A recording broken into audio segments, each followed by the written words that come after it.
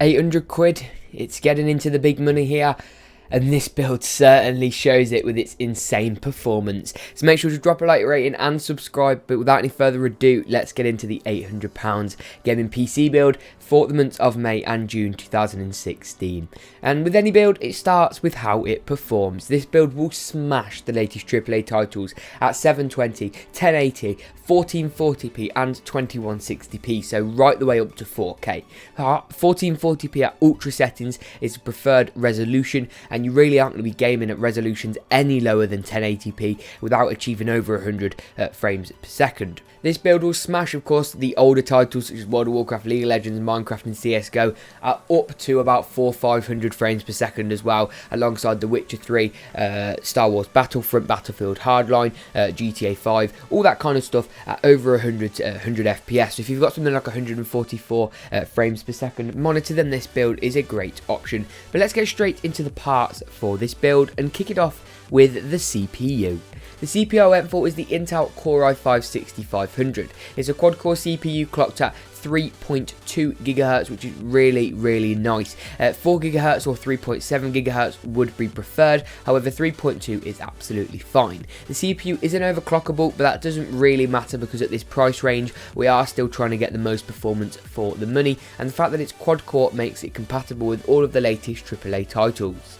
The motherboard I went for was the MSI B150M Bazooka. It's a Micro ATX LGA 1151 motherboard, meaning it supports the brand new LGA 1151 socket. Now, the fact that this socket is brand new is a great thing, and there aren't going to be any teething issues with this socket, so you've got no downsides necessarily, but you have got upsides. Intel tend to use their sockets for around 3 to 5 years, meaning all the future generations, so Kaby Lake and then whatever comes after Kaby Lake, should still support this, not to mention support for up to Intel's highest end quad-core i7s, such as the 6700K and the 7700K, which is speculated for next year, not to mention the sick colour scheme and MSI's great job on this motherboard.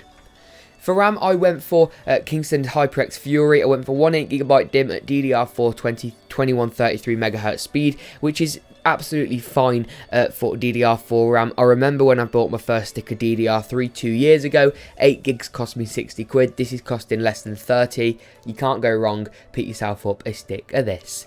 Storage, an SSD and a hard drive separately is always going to be the best option. Your hard drive is a Seagate Barracuda 1TB drive. 7200 RPM is as fast as mainstream hard drives get. Grab yourself one of these for all your games, movies, music, and then the Samsung 850 EVO 250GB SSD in a 2.5-inch form factor is great for your Windows, your most frequent used applications, and your most important documents.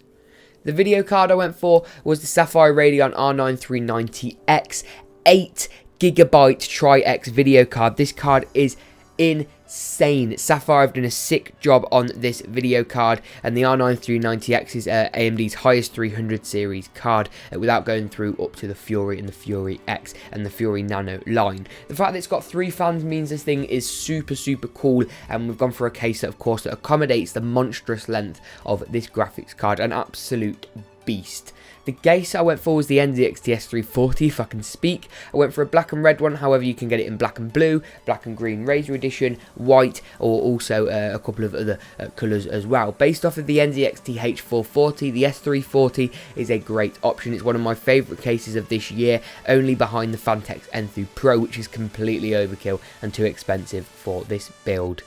The power supply I went for was XFX's TS650W. Now I know what you're thinking, James, 650 watts on an R9 390X. Let me explain.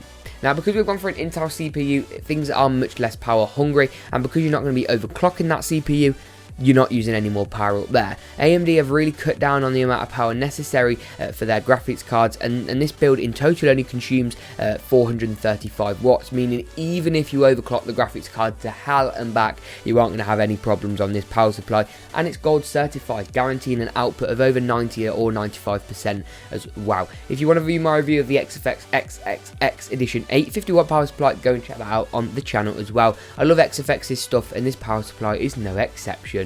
If you found the video helpful, make sure to drop a like, rating, and to subscribe. Follow this, share this, on Twitter, Instagram, Facebook, social media, the crap out of the video. Drop a like rating, and we'll see you as always in the next GeekaWhat video.